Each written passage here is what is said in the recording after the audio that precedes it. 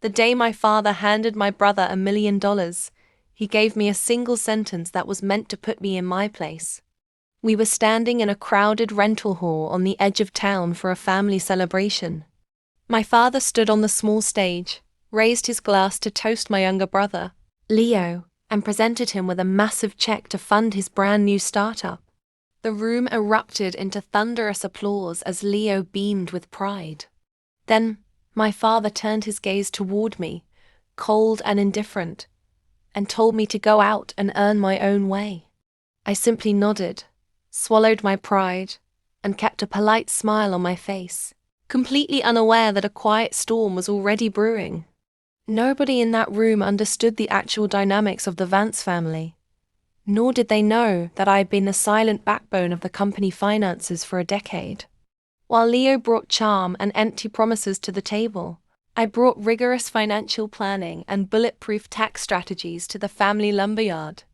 I started managing the company accounts at 19, when the previous accountant quit in frustration, and I immediately saved them thousands by catching rogue vendors. Despite passing my certified public accounting exams and working long hours at a regional corporate firm, my achievements were always dismissed. My mother frequently reminded me that Leo was destined to carry the prestigious Vance name, while I was simply fortunate enough to share it. The morning after the party, I drove out to the main lumberyard under a heavy blanket of grey fog, determined to face the reality of my new path. My grandfather, Arthur Vance, was already sitting in the corner office, holding his signature chipped ceramic mug just as he had done for 50 years. He was the brilliant patriarch who had built this entire commercial empire from a single delivery truck and a relentless work ethic. I sat down across from him and explained exactly what my father had said at the banquet, bracing myself for a standard lecture about family unity. Instead, Arthur looked at me with sharp, calculating eyes and asked what my actual strategy was to counter them. The voice you selected does not support this language. Please click the upper right corner to switch to another voice. Arthur listened intently to my pitch, watching the heavy morning rain beat against the metal roof of the yard office, before offering a rare nod of approval. He told me that he was absolutely not betting on the loudest voice in the room, but rather on the person who consistently showed up to do the hard work.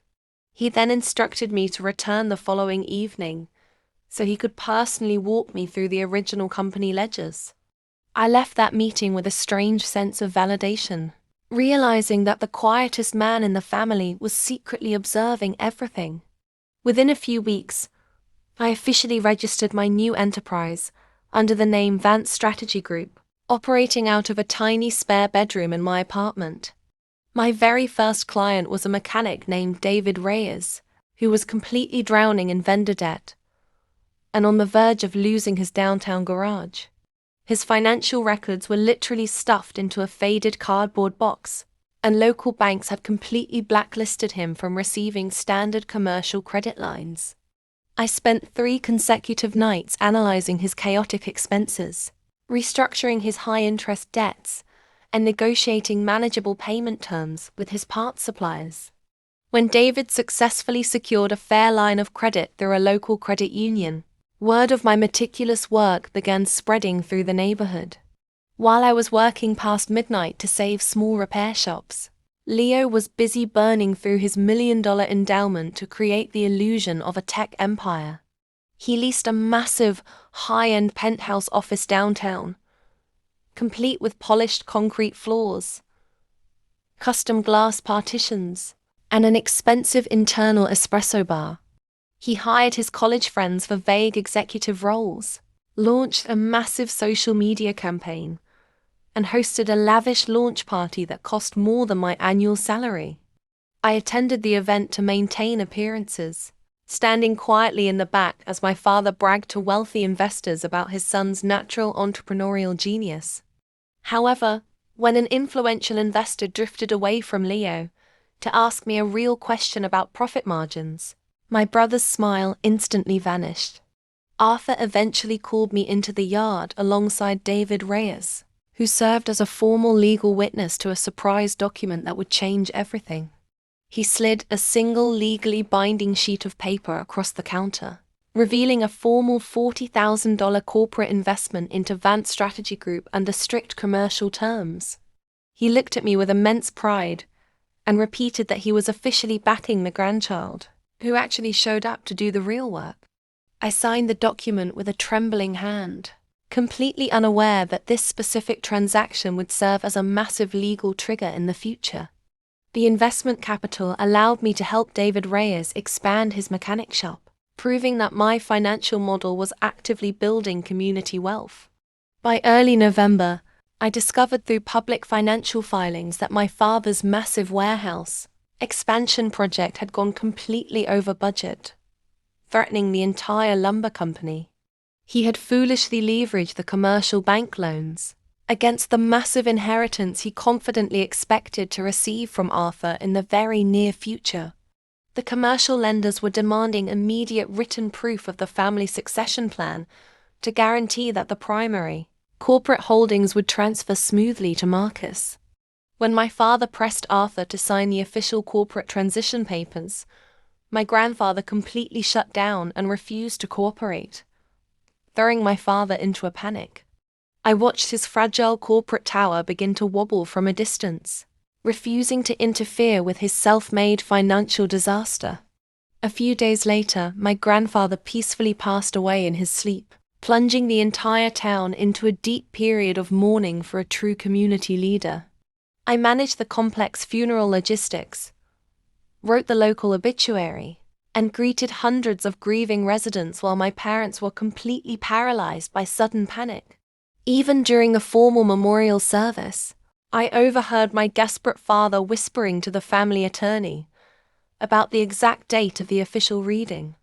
He was completely terrified of his impending financial ruin, yet he still found the audacity to mock my independent consulting business a few days later.